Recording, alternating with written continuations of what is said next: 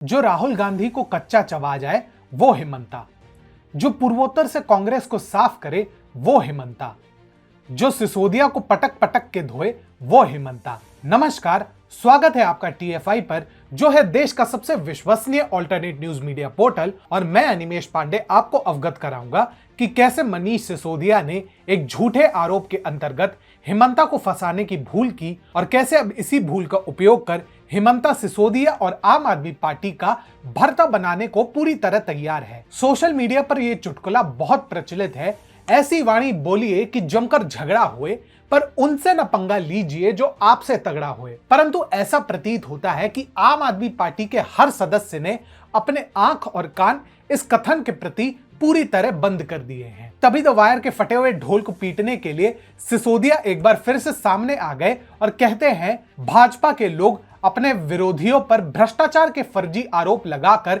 केंद्रीय एजेंसियों का दुरुपयोग करते हैं, उन्हें जेल भिजवाते हैं। ऐसे में जब भाजपा के बड़े नेता और असम के मुख्यमंत्री हिमंता बिस्वा शर्मा के भ्रष्टाचार को सबूत के साथ पेश किया गया है, तो क्या भाजपा उन पर कोई कार्रवाई करेगी? क्या उन्हें जेल भेजेगी? क्या सिसोदिया जी, सत्येंद्र भाई का जेल जाना बर्दाश्त नहीं हुआ? शायद कुछ ऐसा ही प्रतीत हो रहा है। तभी वे द वायर के फर्जी रिपोर्ट का हवाला देते हुए कह रहे हैं, कोरोना में इमरजेंसी के दौरान शर्मा की पत्नी की कंपनी जेसीबी इंडस्ट्रीज को पीपीई किट के ठेके दिए गए, जबकि इस कंपनी का मेडिकल सप्लाई से कोई लेना देना नहीं था।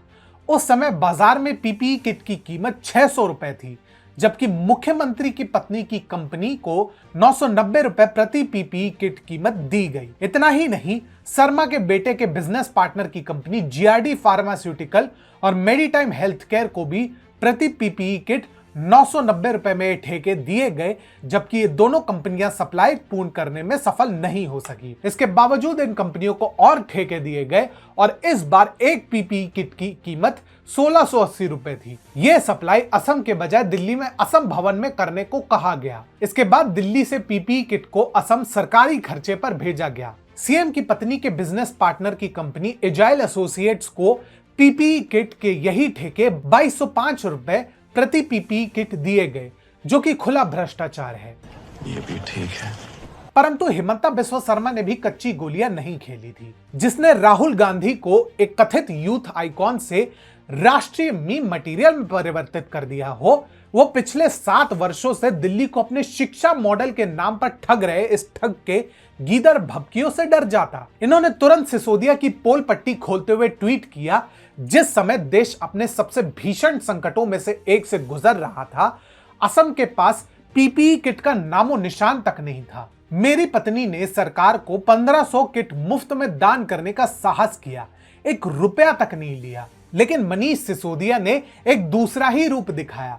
आपने तो दिल्ली में फंसे मेरे असमी बंधुओं की सहायता तक करने से मना कर दिया। मैं नहीं भूल सकता वो दिन जब मुझे एक असम के बंधु की मृत शरीर को दिल्ली के मुर्दा घर से निकलवाने हेतु 1 हफ्ते तक प्रतीक्षा करनी पड़ी थी।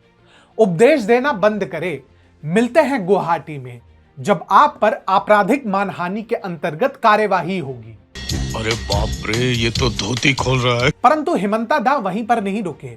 जब सिसोदिया ने कुछ आधे अधूरे दस्तावेजों के साथ हिमंता को घेरने का प्रयास किया, तो उन्होंने तुरंत एक के बाद एक कई दस्तावेजों को ट्वीट करते हुए पोस्ट किया। अजीब बात है कि कभी आप अपने आप को भ्रष्टाचार विरोधी एक्टिविस्ट कहते थे।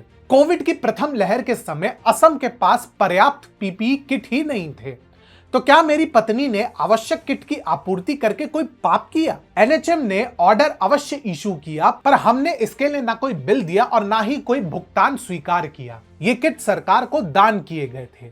यहां भ्रष्टाचार कहां हुआ भाई? भीषण अकाल के कारण देश की कई राज्य सरकारों को टेंडर करके डायरेक्ट परचेज की प्रक्रिया से गुजरना पड़ा, और आपकी सरकार तो इस पर कृपया ना ही बात करे। आधे अधूरे डॉक्यूमेंट से चेरी पिक ना करे। दम है तो सभी प्रकार के तथ्य सामने रखे। है दम है। गजब बेइज्जती है। सच कहें तो मनीष सिसोदिया ने इस बार गलत व्यक्ति से पंगा लिया है। इस समय आम आदमी पार्टी पर वैसे ही 7.5 का योग है। इनके कद्दावर नेता एक के बाद एक जेल जा रहे हैं, और यदि ऐसे ही चलता रहा तो एक दिन सब जेल में होंगे और रह जाएंगे बस केजरीवाल।